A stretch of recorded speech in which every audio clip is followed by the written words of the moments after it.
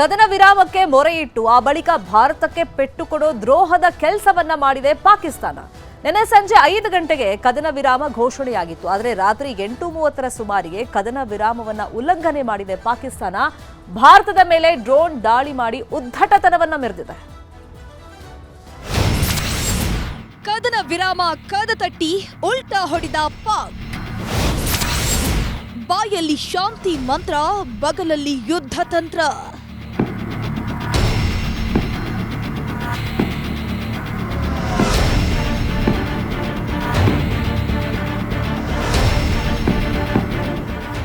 ವಿಶ್ವದಲ್ಲೇ ಉಗ್ರರನ್ನ ತಯಾರು ಮಾಡುವ ಕಾರ್ಖಾನೆ ಅನ್ನೋ ಹೆಗ್ಗಳಿಕೆ ಪಡೆದಿರುವ ಪಾಕಿಸ್ತಾನ ಭಾರತದ ವಿರುದ್ಧ ಕಾಲ್ಕೆರೆದು ಯುದ್ಧಕ್ಕೆ ಹಪ್ಪಹಪ್ಪಿಸ್ತಾ ಇದೆ. ತಿನ್ನೋಕೆ ಅನ್ನ ಕೊಡೋಕು ಆಗದಿದ್ರೂ ಶಕ್ತಿಶಾಲಿ ಭಾರತದ ವಿರುದ್ಧ ಯುದ್ಧದ ಮಸಲತ್ತನ್ನ ಮಾಡ್ತಿದೆ.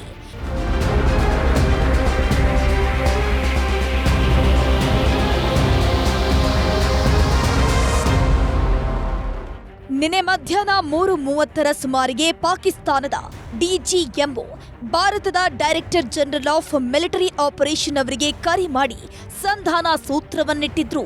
ತತ್ಕ್ಷಣದಿಂದಲೇ ಕದನ ವಿರಾಮ ಘೋಷಣೆ ಮಾಡುವ ನಿರ್ಧಾರಕ್ಕೆ ಬಂದಿದ್ರು.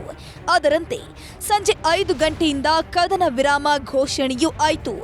ನರಿಬುದ್ಧಿ ಪಾಕಿಸ್ತಾನದ ಮಾತು ನಂಬಿ ಸುಮ್ಮನಿದ್ದ ಭಾರತದ ಮೇಲೆ ರಾತ್ರಿ 8:30ರ ಸುಮಾರಿಗೆ ಡ್ರೋನ್ ದಾಳಿ ಶುರು ಮಾಡಿತ್ತು.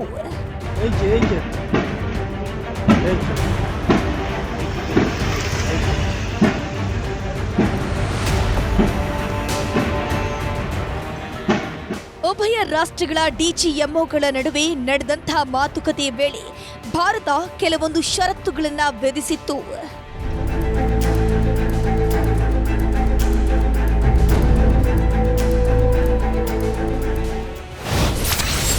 ಭಾರತ ಸದಾಕಾಲ ಶಾಂತಿ ಬಯಸುವಂತಹ ದೇಶ. ವಸುದೈವ ಕುಟುಂಬಕಂ ಅನ್ನೋದನ್ನ ಪಾಲಿಸುತ್ತೆ ನಮ್ಮ ಭಾರತ. ಯುದ್ಧಕ್ಕೆ ಭಾರತ ಎಂದಿಗೂ ವಿರೋಧಿಯೇ ಆಗಿದೆ. ಹಾಗಂತ ನಮ್ಮ ಅಸ್ಮಿತೆಗೆ ಧಕ್ಕೆ ತಂದ್ರೆ ಸಹಿಸೋದಿಲ್ಲ. ಅಮಾಯಕರನ್ನ ಬಲಿ ಪಡೆದ್ರೆ ಕೈಕಟ್ಟಿ ಕೂರಲ್ಲ. ಅದೇ ಕಾರಣಕ್ಕೆ ಆಪರೇಷನ್ ಸಿಂಧೂರ್ ನಡೆಸಿದ್ದು. ಭಾರತ ನಡೆಸಿದ ದಾಳಿ ಉಗ್ರರ ವಿರುದ್ಧವಷ್ಟೇ. ಭಾರತವನ್ನ ಕೆಣಕಿದ್ದಕ್ಕೆ ಪ್ರತಿ ದಾಳಿಯನ್ನ ಮಾಡಿದ್ದೇವೆ. ಇನ್ನೊಂದು ಉಗ್ರರ ದಾಳಿ ಭಾರತದಲ್ಲಿ ಆಗಬಾರದು. ಒಂದೇ ಒಂದು ಉಗ್ರ ದಾಳಿ ನಡೆದ್ರೂ ಕೂಡ ಸಹಿಸೋದಿಲ್ಲ. ಒಂದು ಉಗ್ರ ದಾಳಿ ಆದ್ರೂ ಯುದ್ಧಕ್ಕೆ ಆಹ್ವಾನಿಸಿದಂತೆ. ಸದ್ಯಕ್ಕೆ ಪ್ರತಿ ದಾಳಿಯನ್ನ ನಿಲ್ಲಿಸ್ತೀವಿ, ಆದ್ರೆ ಷರತ್ತುಗಳನ್ನ ಪಾಲಿಸಬೇಕು ಹಾಗೂ ಭಾರತದ ಷರತ್ತುಗಳನ್ನ ಪಾಕಿಸ್ತಾನ ಪೂರ್ಣವಾಗಿ ಒಪ್ಪಬೇಕು ಅಂತ ಷರತ್ತನ್ನ ಹಾಕಿತ್ತು. ಅದರಂತೆ ಸಂಜೆ 5 ಗಂಟೆಯಿಂದ ಕದನ ವಿರಾಮ ಘೋಷಣೆಯೂ ಆಗಿತ್ತು.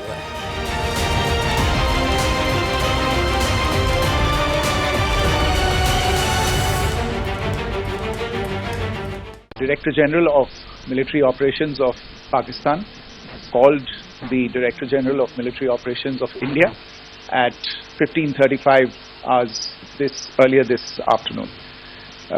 It was agreed between them that both sides would stop all firing and military action on land and in the air and sea with effect from 1700 hours Indian Standard Time today.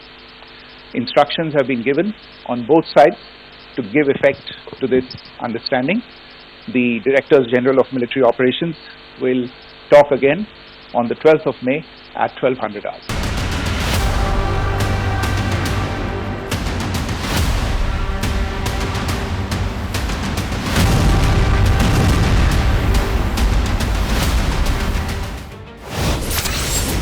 ಕದನ ವಿರಾಮ ಘೋಷಿಸಿದ್ದಕ್ಕೆ America ಶಭಾಸ್ಗಿರಿ. ರಾತ್ರಿ ಆಗ್ತಿದ್ದ ಹಾಗೆ ಕದನ ವಿರಾಮಕ್ಕೆ ಪಾಕ್ ತಿಲಾಂಜಲಿ. ಭಾರತ ಹಾಗೂ ಪಾಕಿಸ್ತಾನ ಕದನ ವಿರಾಮ ಘೋಷಣೆ ಮಾಡ್ತಿದ್ದ ಹಾಗೆ ಅಮೆರಿಕ ವಿದೇಶಾಂಗ ಕಾರ್ಯದರ್ಶಿ ಮಾರ್ಕ್ ರುಬಿಯೋ ಶ್ಲಾಘಿಸಿದ್ರು. ಅಮೆರಿಕ ಅಧ್ಯಕ್ಷ ಡೊನಾಲ್ಡ್ ಟ್ರಂಪ್ ಕೂಡ ಸಾಮಾನ್ಯ ಜ್ಞಾನ ಬಳಸಿ ಕದನ ವಿರಾಮ ಘೋಷಿಸಿದ್ದಕ್ಕೆ ಧನ್ಯವಾದಗಳು ಅಂತ ಹೇಳಿದ್ರು. ಅಮೆರಿಕ ಮಧ್ಯವಹಿಸ್ತಿಕೆಯಲ್ಲಿ ಕದನ ವಿರಾಮ ಘೋಷಣೆ ಎಂದು ವರದಿಯೂ ಆಯಿತು. ರಾತ್ರಿ 8:30 ಸುಮಾರಿಗೆ ಪಾಕ್ ತನ್ನ ಕಿತಾಪತಿ ಮುಂದುವರೆಸಿ ಡ್ರೋನ್ ದಾಳಿಯನ್ನ ಶುರು ಮಾಡಿತ್ತು.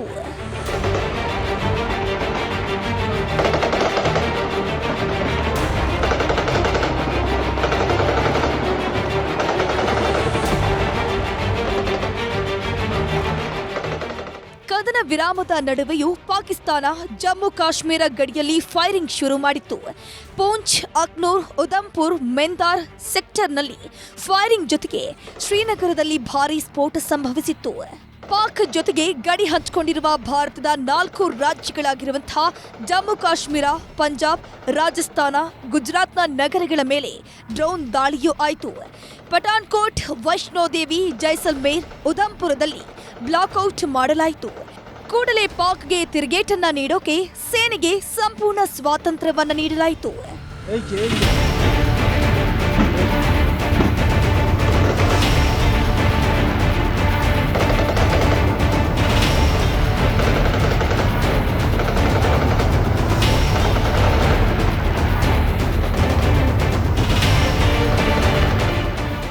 ಪಾಕಿಸ್ತಾನದ ಡ್ರೋನ್ಗಳು ಭಾರತಾಂಬೆಯ ಮಡಿಲು ಸೇರುವ ಮೊದಲೇ ಹೊಡೆದು ಉರುಳಿಸಿತ್ತು ನಮ್ಮ ಸೇನೆ. ಆ ಬಳಿಕ ಪಾಕ್ ಕದನ ವಿರಾಮ ಉಲ್ಲಂಘನೆ ಮಾಡಿದ ಬಗ್ಗೆ ವಿದೇಶಾಂಗ ಕಾರ್ಯದರ್ಶಿ ವಿಕ್ರಮ್ ಮಿಸ್ರಿ ಸ್ಪಷ್ಟನೆ ಕೊಟ್ಟರು. ಪಾಕಿಸ್ತಾನ ಕದನ ವಿರಾಮ ಉಲ್ಲಂಘನೆ ಮಾಡಿವೆ ಅನ್ನೋದನ್ನ ಖಚಿತಪಡಿಸಿದ್ರು. ये अतिक्रमण अत्यंत ही निंदनीय है और पाकिस्तान इनके लिए जिम्मेदार है. हमारा मानना है कि पाकिस्तान इस स्थिति को ठीक से समझे और इस अतिक्रमण को रोकने के लिए तुरंत उचित कार्रवाई करे. सेना ने इस स्थिति पर कड़ी नज़र रखी हुई है और उसे किसी भी अतिक्रमण से निपटने के लिए ठोस और सख्त कदम उठाने के लिए आदेश दे दिए गए हैं. ಜಮ್ಮು ಕಾಶ್ಮೀರದ ನಗ್ರೋಟಾದಲ್ಲಿ ಸೇನಾ ಕ್ಯಾಂಪ್ ಮೇಲೆ ಉಗ್ರ ದಾಳಿ ಆಗಿದ್ದು, ಭಾರತೀಯ ಸೇನೆ ಉಗ್ರರ ದಾಳಿಯನ್ನ ಖಚಿತಪಡಿಸಿದೆ. ಅನಾಮಿಕ ವ್ಯಕ್ತಿಯಿಂದ ಏಕಾಏಕಿ ಕ್ಯಾಂಪ್ ಮೇಲೆ ದಾಳಿ ನಡೆದಿದ್ದು, ದಾಳಿಯಿಂದ ಓರ್ವ ಯೋಧನಿಗೆ ಗಾಯಗಳಾಗಿವೆ. ದಾಳಿ ನಡೆಸಿದ ವ್ಯಕ್ತಿಗಾಗಿ ಶೋಧ ಕಾರ್ಯಾಚರಣೆ ಮುಂದುವರೆದಿದೆ ಎಂದು ಮೂಲಗಳು ಮಾಹಿತಿ ನೀಡಿವೆ.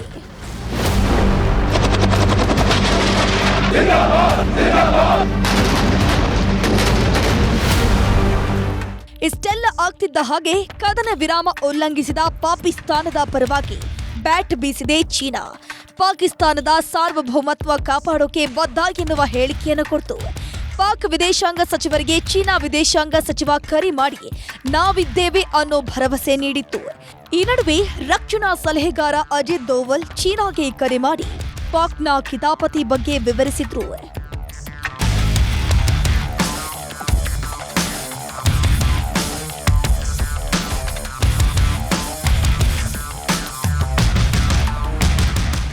ಈ ನಡುವೆ ಸುದ್ದಿಗೋಷ್ಠಿ ನಡೆಸಿದ ಪಾಕಿಸ್ತಾನಿ ಪ್ರಧಾನಿ ಶಹಬಾಜ್ ಶರೀಫ್, ನಾವು ಕದನ ವಿರಾಮ ಉಲ್ಲಂಘನೆ ಮಾಡಿಲ್ಲ, ಭಾರತ ಯುದ್ಧ ಮಾಡುವ ಉದ್ದೇಶದಿಂದ ಹೀಗೆಲ್ಲ ಸುಳ್ಳು ಸುದ್ದಿಯನ್ನ ಹಬ್ಬಿಸುತ್ತಿದೆ ಎಂದು ಭಾರತದ ವಿರುದ್ಧವೇ ಬೊಟ್ಟು ಮಾಡಿದ್ದಾರೆ.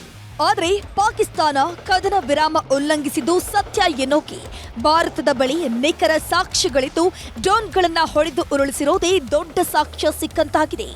Bureau report, news 18.